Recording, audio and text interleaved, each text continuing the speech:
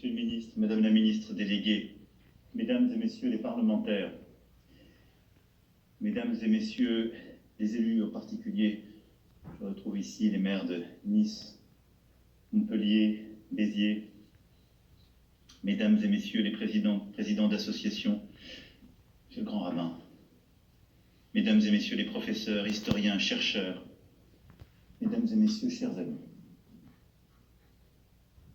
Merci pour le témoignage que vous venez de partager avec nous, qui est l'une des blessures, et vous l'avez dit avec beaucoup d'humilité vous-même. Le drame dont vous avez témoigné à coup sûr fait écho à ce que plusieurs d'entre vous ici ont pu vivre ou représentent, et d'autres ont vécu à d'autres dates, à d'autres endroits. Des drames qui ont eux-mêmes leur irréductibilité. Nous aurons l'occasion dans quelques instants d'échanger de manière libre. Je tiens aussi à ce moment, mais je voulais mettre quelques mots officiels et pesés sur ce que vous avez vécu, sur ce que nous avons vécu, la France comme nation. J'ai souhaité en effet, aujourd'hui, ce palais de la République, à l'Élysée, que vos voix puissent être rassemblées pour transmettre cette mémoire, pour dire l'attachement de la France aux rapatriés et à leurs familles, et pour continuer de cheminer sur la voie de l'apaisement des mémoires blessées de la guerre d'Algérie. Et vous savez mon engagement sur ce sujet. Et pour poser avec vous un premier jalon des commémorations du 60e anniversaire de 1962, qui marque la fin du conflit, mais ni celle de ses résonances dans l'histoire, ni celle de ses souffrances dans la société. Il n'est pas un rapatrié d'Algérie 60 ans après qui ne se souvienne,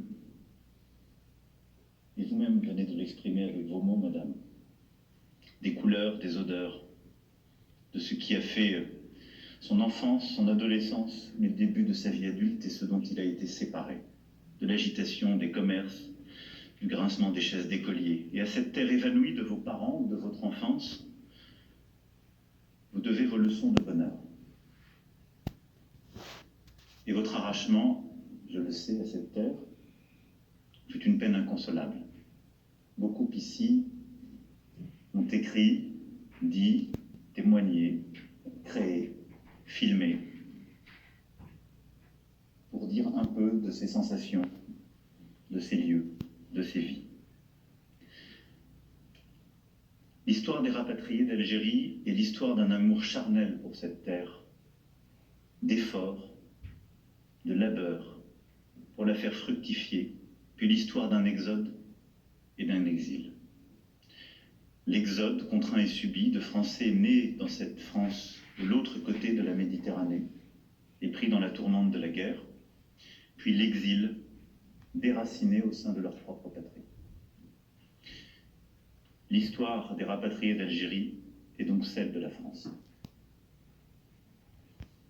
Elle a été racontée par les témoins, je l'évoquais, écrite par les écrivains, étayée par les historiens, mais elle reste trop souvent, hélas, méconnue des Françaises et des Français. Pourtant, l'exode de 1962 est une page tragique de notre récit national, aux prémices lointaines et aux conséquences profondes. Inédit par son ampleur, sa soudaineté, son impréparation, sa brutalité.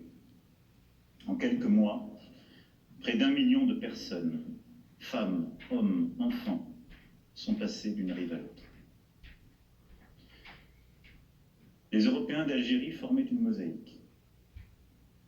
L'Algérie avait attiré une foule bigarrée de Français venus de toutes nos régions, et notamment celles touchées par nos drames nationaux.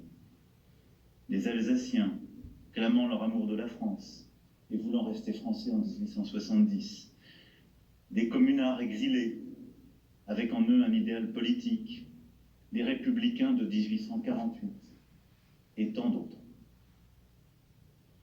D'étrangers aussi venus d'Europe centrale, d'Allemagne, de Suisse, de Malte, d'Italie, d'Espagne. Un brassage de nationalités, de culture, d'obédience et de caractère.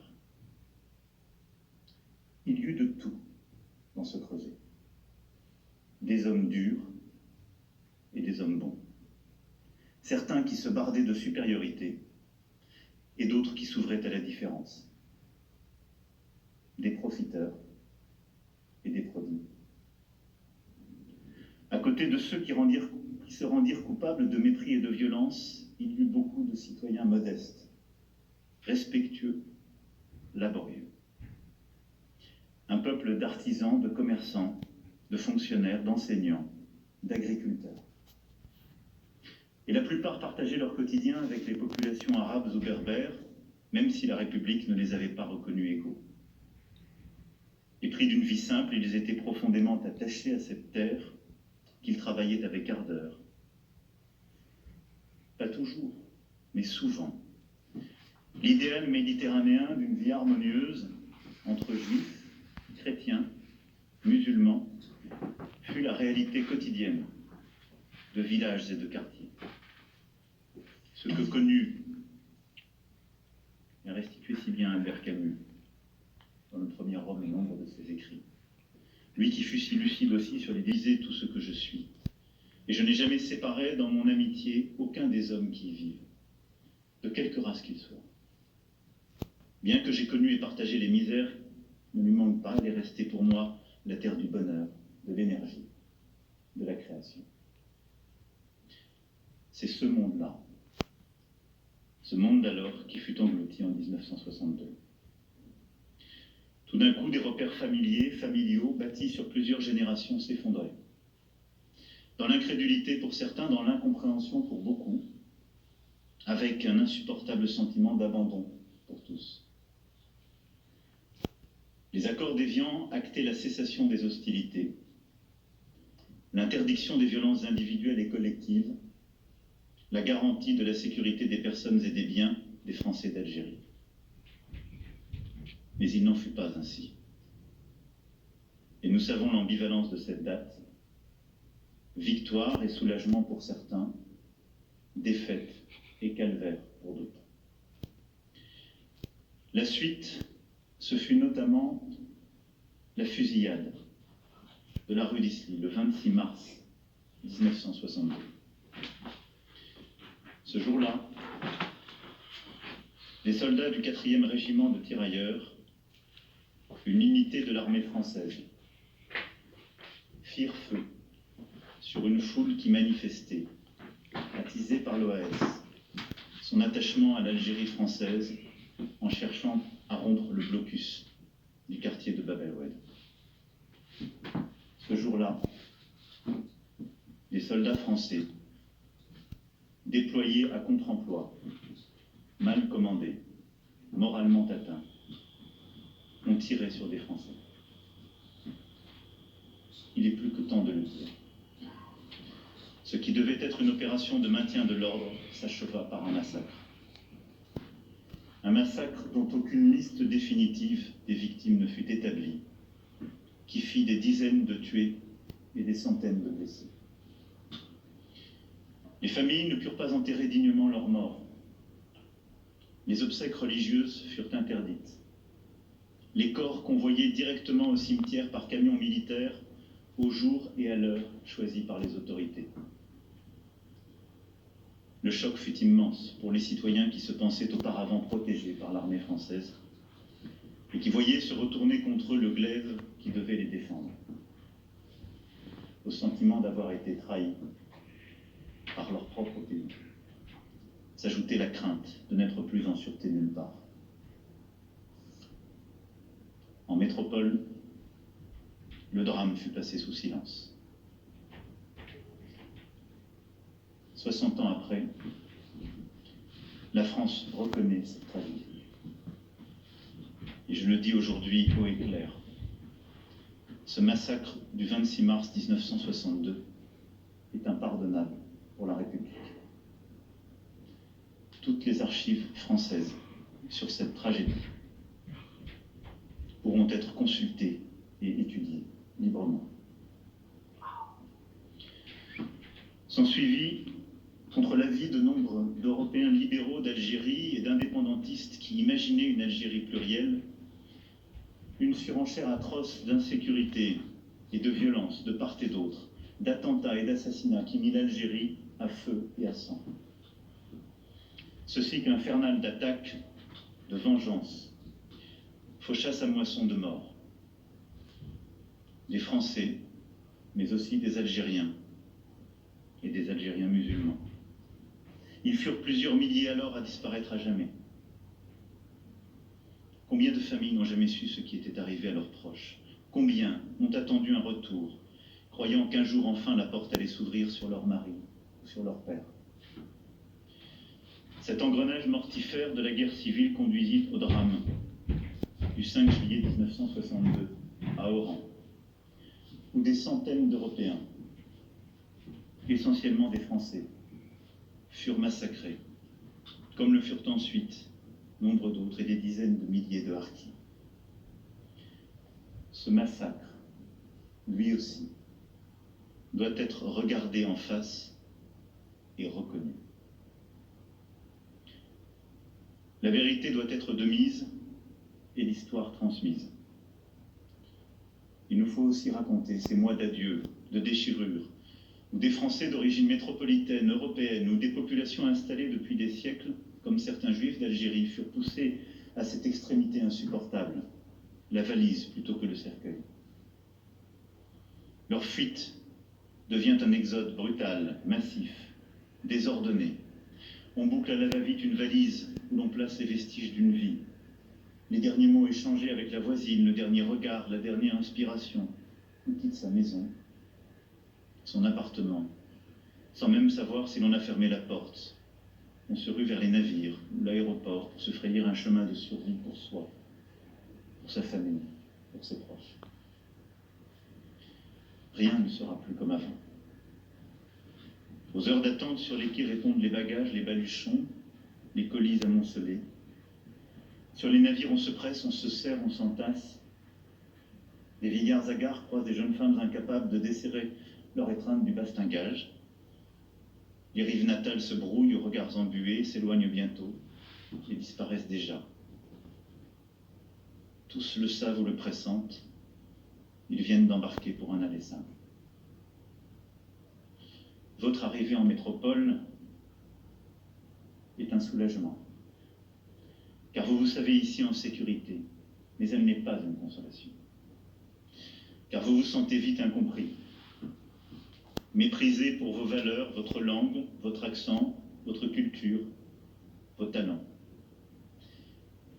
Bien sûr, certains rapatriés ont été accueillis à bras ouverts en métropole. Cela aussi existe. Mais la plupart se sont heurtés à l'indifférence, quand ce n'était pas aux préjugés ou à la méfiance. Cela non plus. Nous ne devons ni l'oublier ni le taire, car il n'y a aucun déni qui grandisse en République. Ces faits doivent être dits simplement, clairement. Cette impréparation coupable, cette frilosité teintée de suspicion, cette négligence confinant à l'hostilité vous ont donné le sentiment qu'on ne voulait pas de vous. On vous a brocardé en profiteur, en exploiteur, en voleur. On vous a craint en propagateur de guerre, soupçonné pour certains d'être des membres actifs de l'OAS. Souvent, vous n'avez été ni compris ni accepté. Et vous n'avez pas oublié ni vos enfants, ni vos petits-enfants. Alors qu'il est des accueils qui peuvent consoler d'un départ, vous avez connu, vous, cette double peine. Devenu persona non grata en Algérie, vous avez parfois eu le sentiment d'être des indésirables en France. Avec l'arrivée massive et précipitée des Européens d'Algérie en métropole, les centres d'accueil furent débordés dès la fin mai. Les rapatriés débarqués avant le 15 mai ont pu compter sur un peu d'aide, mais ceux qui ont eu le malheur d'arriver plus tard furent souvent laissés à eux-mêmes. Pas ou peu de sourires de bienvenue, de mots de compassion, ni même de solutions d'hébergement. Dans l'urgence, certaines familles s'entassent à 10, à 20, dans un 2 pièces, dans un box de garage. D'autres sont logés dans de petits hôtels réquisitionnés, dans des entrepôts désaffectés, dans des internats vides ou d'anciennes casernes, la règle est celle du temporaire, de l'expédient. À Marseille, Nice, Montpellier, Béziers, Toulon, dans les départements méditerranéens, dans la région parisienne, tous ces lieux sont vite débordés. Dès lors, les rapatriés sont orientés vers les territoires où ils ne peuvent pas aller ou qui manifestement ne veulent pas les accueillir. De nombreuses familles se retrouvent dispersées, éclatées. Longtemps, les rapatriés vivent dans des logements insalubres qui attisent en eux la nostalgie du paradis perdu. Et il faut des années, pour les reloger décemment. Progressivement, une majorité d'entre eux se fixe dans un cadre urbain, dans des HLM de grandes villes, dans des cités périphériques. La France des Trente Glorieuses est moins touchée par le chômage que celle de ces dernières années, mais pour beaucoup de rapatriés, la quête d'un emploi fait une nouvelle épreuve.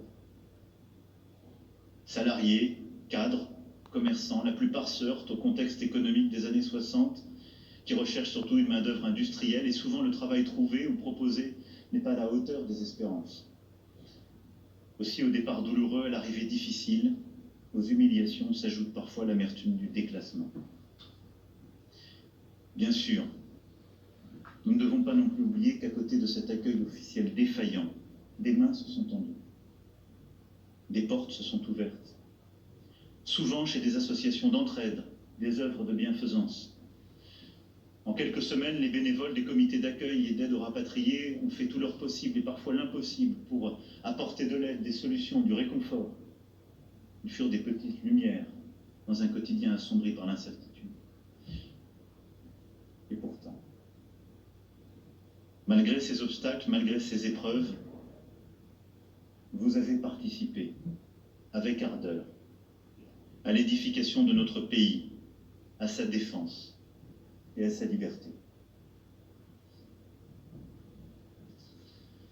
En maints endroits, en maints domaines, les rapatriés d'Algérie ont contribué à moderniser la France des Trente Glorieuses, ont su s'adapter et rebondir, faire profiter la nation de leurs compétences, de leurs talents, de leur culture. Nombre de secteurs économiques leur doivent leur expansion. Ils ont bouleversé la pêche méditerranéenne en introduisant de nouvelles techniques, en armant des flottilles les plus puissantes. Ils ont apporté à notre agriculture des organisations et des méthodes d'exploitation innovantes. Ils ont dynamisé la culture des vignes et des agrumes. Ils ont fait progresser des secteurs comme celui du bâtiment, des transports, de l'imprimerie, de l'industrie alimentaire, du meuble, de l'optique, de la médecine. Commerçants, enseignants, médecins, chercheurs, journalistes, avocats, diplomates, préfets, chefs d'entreprise, capitaines d'industrie, élus, responsables associatifs ou militaires, ils sont tant et tant, rapatriés eux-mêmes, enfants de rapatriés, à avoir suivi les chemins de la réussite et à avoir servi la France. Elles sont nombreuses aussi. Les personnalités publiques nées dans un département français d'Algérie, ces destinées françaises exemplaires, qui font partie de notre culture commune et qui peuplent notre quotidien. Chéris des Français, plusieurs sont présents aujourd'hui. Oui, la France s'est enrichie, embellie de vos talents et de vos dons. Mesdames et messieurs, il y a 60 ans, les rapatriés d'Algérie ne furent pas écoutés. Il y a 60 ans, ils ne furent pas reçus avec l'affection que chaque citoyen français en détresse mérite. Il y a 60 ans, continuez, et pour d'autres, commencez. Les drames dont j'ai aujourd'hui, pour partie, rappelé les mémoires. Un discours ne règle pas 60 années d'injustice. Et les mots sont parfois peu de choses. Et je voulais qu'aujourd'hui, ces quelques mots viennent apporter la reconnaissance sur des drames quant auxquels la République ne s'était jamais exprimée. Viennent dire les injustices que vous avez subies. et vienne dire aussi ce que vous avez apporté à notre nation. Car le chemin qui nous revient de faire est celui de cette réconciliation. Ne rien effacer, ne rien accepter, ne rien oublier, mais considérer que pierre après pierre et pas après pas, la force de notre nation est en reconnaissant chacune et chacun, en restaurant la vérité de notre histoire, en acceptant d'ouvrir des pages que nous avions ou déchirées ou collées. Nous créons simplement la possibilité d'avancer ensemble. Ensemble. C'est l'honneur de notre pays de dire la vérité même, et de dire la vérité quand bien même elle est douloureuse, et de faire la clarté, même si elle doit être arrachée à l'ombre. Alors la voie que nous empruntons ensemble est la seule dans laquelle je crois, celle de l'honneur et de l'espérance pour les rapatriés, pour leurs enfants, pour leurs petits-enfants, leurs familles.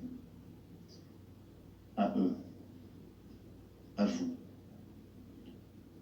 qui n'avez jamais cessé d'être fiers, tout simplement d'être français.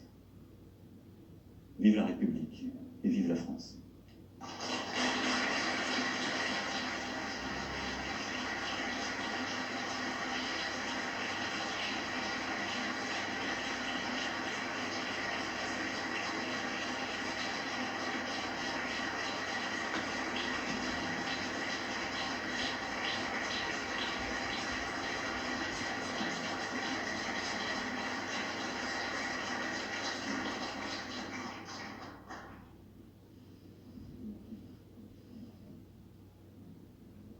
Un discours en direct du Palais de l'Élysée à Paris, discours solennel du président de la République. Il a rouvert une page d'histoire que la France a du mal à regarder en face.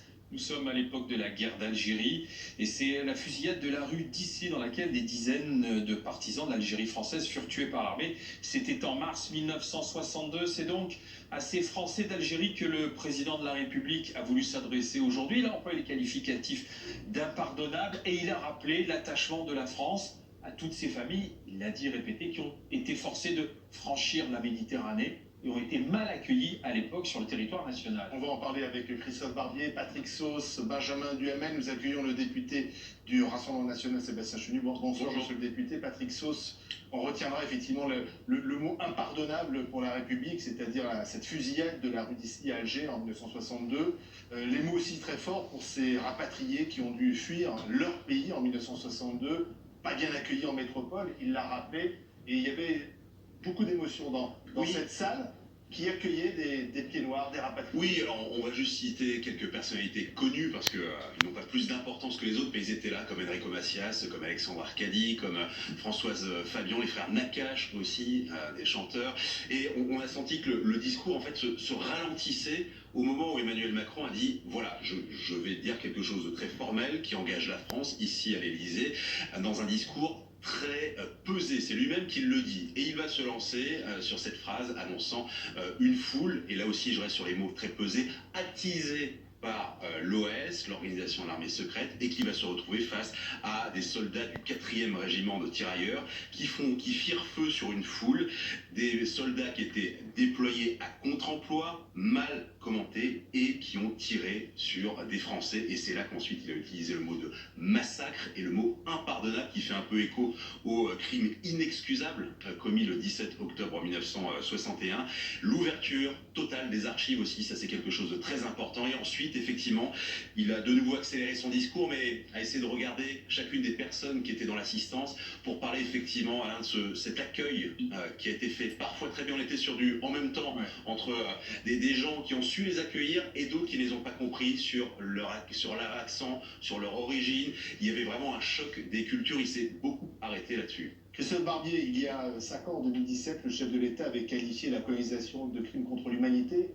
Ça avait déclenché une grande polémique, ça avait provoqué l'émoi justement de ces rapatriés. 5 ans après, il reçoit les rapatriés d'Algérie. C'est une façon de corriger le tir. Bien sûr, il y a un double enjeu politique pour le président de la République. D'abord, corriger le tir, effacer, si l'on peut dire, l'impact très négatif de cette déclaration, de cette phrase de crime contre l'humanité, qui à l'époque avait soulevé une tempête, avait failli bloquer l'ascension du candidat Macron et n'avait été finalement supplanté dans l'actualité, quelques jours après, que par le ralliement de François Bayrou. On était passé à autre chose, au grand soulagement d'Emmanuel Macron. Dans les meetings du candidat Macron qui avait suivi cette déclaration, il y avait devant les endroits de rassemblement un comité d'accueil de rapatriés, d'enfants de rapatriés, pour protester contre cette déclaration. Donc c'est une plaie pas tout à fait cicatrisée, et le président évidemment a voulu s'occuper de cela. Il y a aussi un autre enjeu politique, c'est qu'il y a un électorat derrière cette France des rapatriés. Et encore un électorat. Oui, il y a un électorat qu'on peut qualifier de droite anti-gaulliste. Des gens qui sont sociopolitiquement de droite, mais qui en veulent à De Gaulle et à ses héritiers pour ce qu'ils appelleraient l'abandon de l'Algérie. Au Rassemblement national, C'est un électorat qui a été longtemps au Rassemblement national. C'est un électorat aussi qui peut être sensible aux arguments d'Éric Zemmour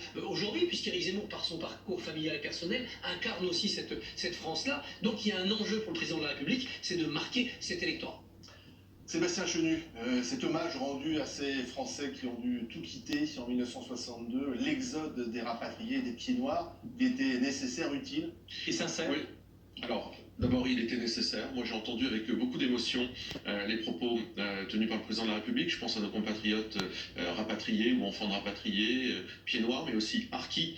Ils ont tellement souffert. Ils ont été tellement blessés aussi par le président de la République ces dernières années qu'Emmanuel Macron avait probablement beaucoup à se faire pardonner. Voilà, il avait beaucoup à se faire pardonner, c'est pour ça que la sincérité, je ne sais pas trop où elle se positionne dans le discours d'Emmanuel Macron, mais il avait beaucoup à se faire pardonner. Aujourd'hui, il recule. Aujourd'hui, au nom de la France, il prononce des mots qui sont importants. Moi, je veux redire à nos compatriotes notre affection, notre respect, ne pas oublier qu'il y a encore des cas, des situations très difficiles. Je pense par exemple aux harkis, aux enfants de harkis qui ont des situations de discrimination, d'accès à l'emploi qui sont compliquées, de pouvoir d'achat aussi qui sont compliqués dans certains coins de France. Mais je veux redire effectivement à nos compatriotes rapatriés, pieds noirs, harkis, notre affection, notre respect. On les oublie pas ce qu'on leur doit. Et 60 ans après, la France qui est toujours obligée finalement en quelque sorte de regarder dans le rétroviseur pour demander pardon, pour expliquer que tel ou tel crime, il fallait bien sûr en parler, l'expliquer,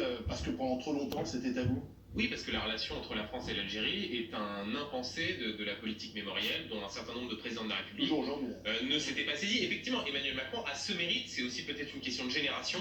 D'ailleurs, il l'avait dit quand il était allé en Algérie, un jeune Algérien l'avait interpellé, il lui avait dit « Mais attendez, c'est pas notre génération, ni vous ni moi ». Et il a eu le mérite d'essayer d'avoir une politique équilibrée, même si c'est vrai qu'elle est marquée par cette phrase qu'il avait prononcée en février 2017, parce que si on regarde un petit peu en arrière, il y a la reconnaissance de la responsabilité de l'État dans la torture et dans le meurtre de Maurice Audin, d'Ali Boumenja. Il y a ce qu'il dit sur les harkis, il y a ce qu'il dit sur le massacre d'octobre 61, il y a effectivement ce qu'il vient de dire à l'instant, impardonnable sur la fusillade de la rue d'Isly. Donc voilà, il y a une sorte de façon d'essayer de déplier ces sujets et de traiter cette question mémorielle, avec désormais la question qui se pose. Comment Emmanuel Macron commémorera les accords d'Évian en mars 62 ? On sera à moins d'un mois du premier tour de l'élection présidentielle. On voit à quel point ces sujets sont brûlants, avec derrière toujours le risque d'être accusé d'instrumentaliser la question. Oui, parce que la campagne présidentielle a démarré. Évidemment, quand on interroge l'entourage du chef d'État, il explique qu'il sera présent d'une façon ou d'une autre, mais